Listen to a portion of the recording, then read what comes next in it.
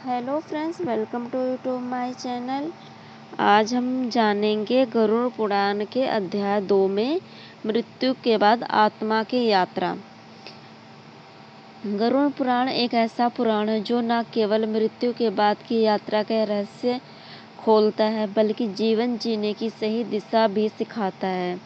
तो आज हम जानेंगे और बात करेंगे गरुड़ पुराण के दूसरे अध्याय की। एक ऐसा अध्याय जो आत्मा के रहस्य और कर्मों की गाथा और यमलोक के मार्ग की अद्भुत झलक दिखाता है। गरुड़ पुराण क्या है, हम जानने की कोशिश करते हैं।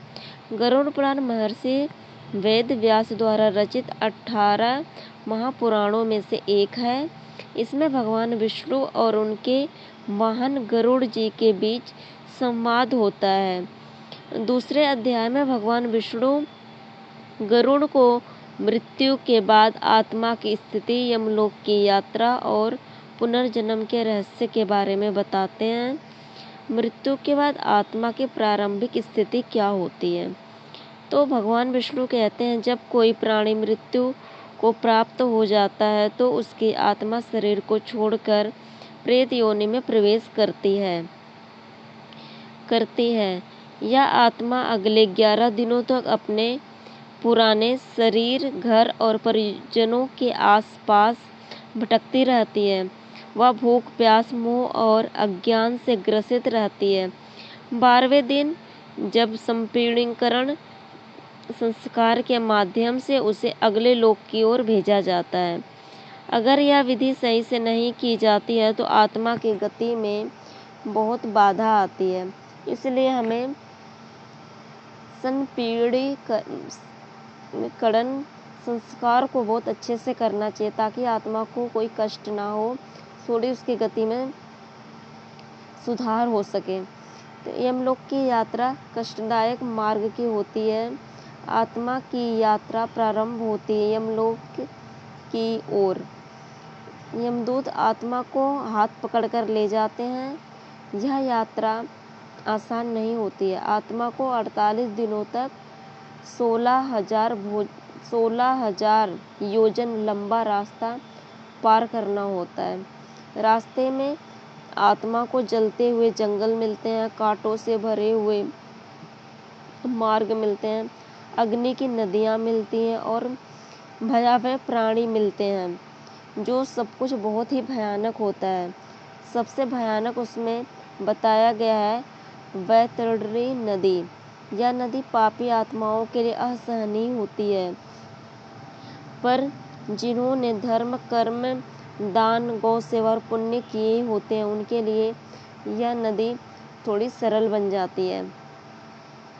यात्रा के अंत में आत्मा पहुंची यमलोक के दरबार में, तो वहाँ चित्रकूट उनका पूरा हिसाब किताब प्रस्तुत करते हैं। हर अच्छे और बुरे कर्म का लेखा जोखा होता है वहाँ पर। यदि पुण्य अधिक हो तो आत्मा को स्वर्ग की ओर भेजा जाता है। अगर यदि पाप अधिक हो तो आत्मा को नरक की ओर भेजा जाता है। नरक भी एक नहीं, 28 तरीके के होते हैं। प्रत्येक नरक में अलग अलग दंड दिए जाते हैं। चोरी करने पे जलती तलवारों की जंगल, हत्या पर खेलते तेल के कड़ाह और पाखंड पर लोहे की जंजीरों से बंधन। आत्मा को गति कैसे मिलती है? तो भगवान विष्णु गरुड़ को समझाते हैं कि यदि परिजन मृत्यु के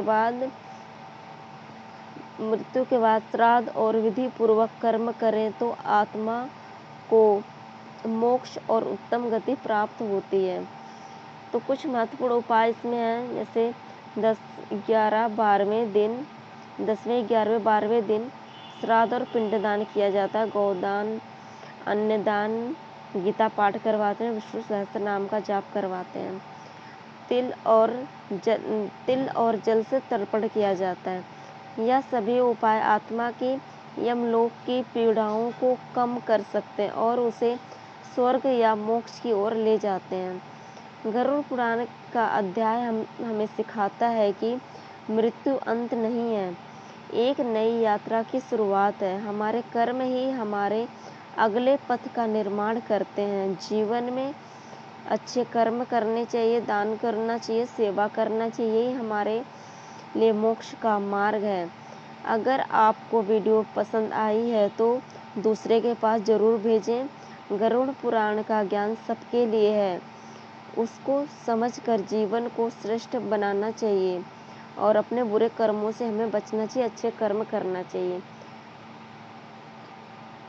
तो थैंक यू फ्रेंड्स, वीडियो को लाइक, सब्सक्राइब, चैनल को करना ना भूलें। कल फिर मिलते हैं तीसरे अध्याय में।